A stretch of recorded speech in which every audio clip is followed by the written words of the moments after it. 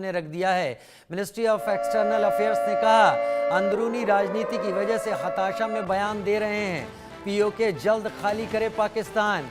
कोई विदेशी चीज कैसे गले की नस हो सकती है। ये बयान वक्फ कानून का असर दिखाई पड़ता है। उन्होंने कहा, पाक ऑक्युपाइड कश्मीर विदेशी है, वो पाकिस्तान का नहीं है। वो आपके गले की नस हताशा में दिया गया बयान है।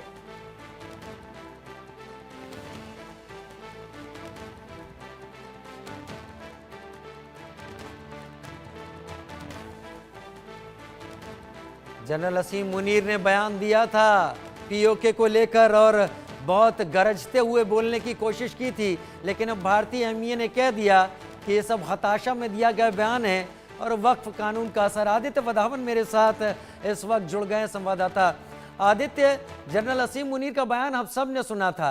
एमईए ने स्ट्रॉन्ग रिप्लाई भेज दिया है और इसको सीधे सीधे कहा है कि जब जमीन ही नहीं है तुम्हारी तो किस बात की गले की नस और किस बात का शोर। बिल्कुल राजीव, अगर आप देखेंगे तो ये पाकिस्तान के जो जनरल हैं असीम मुनीर, ये जो स्टेटमेंट इन्होंने कश्मीर को लेकर बोली है, इसे साफ तौर पे दिखाता है कि पाकिस्तान इस समय बौखलाया हुआ है।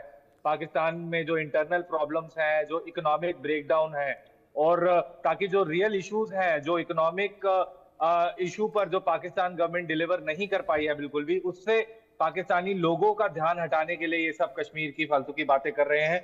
और एमईए ने बहुत ही करारे जवाब में सख्त तौर पे बोला है कि पाकिस्तान को अब जल्द से जल्द पाकिस्तान ऑक्युपाइड जो कश्मीर है, जो कि इलीगल ऑक्यूपेशन है पाकिस्तान द्वारा, उसको खाली करना रहेगा, नहीं तो दिक्कतें फ्यूचर में आ सकती हैं। और अब ऐसा माने क्योंकि ऑलरेडी हम देख रहे हैं पाकिस्तान में इंटरनल प्रॉब्लम चल रही हैं। अगर हम बलोचिस्तान की भी प्रॉब्लम माने, वो भी पाकिस्तान से इंडिपेंडेंस मांग रहे हैं। अभी हाल ही में हमने देखा था कि किस तरीके से जो बीएलए के कुछ मिलिटेंट से उन्होंने किस तरह से पाकिस्तान में एक ट्रेन को हाईजैक कर लिया।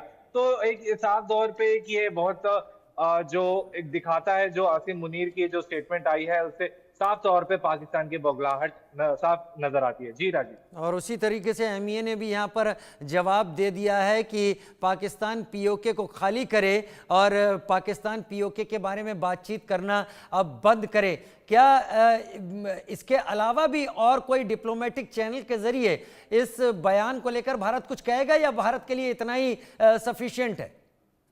देखिए राजीव, अगर हम माने तो पहले भी पास में भी भारत ने कई बार यूएन सिक्योरिटी काउंसिल में पाकिस्तान को इस चीज पर बेनकाब कराया, और काफी बार एक ग्लोबल फोरम पे, United nation security council, UN assembly जो है ग्लोबल फोरम है, और कई बार वो दुनिया जानती है कि पाकिस्तान ने पाकिस्तान ऑक्यूपाइड कश्मीर को इलीगली ऑक्यूपाई करा हुआ है। और पहले भी जो इंडियन परमानेंट, जो फॉर्मर इंडियन परमानेंट रिप्रेजेंटेटिव थी रुचिरा कंबोज, उन्होंने भी कई बार यूएन के फोरम पर बोला है कि पाकिस्तान पीओके को जल्द से जल्द विकेट करे और वहां से निकले। जी राजीव। बहुत शुक्रिया मेरे साथ जुड़ने के लिए आदित्य वधावन आपका।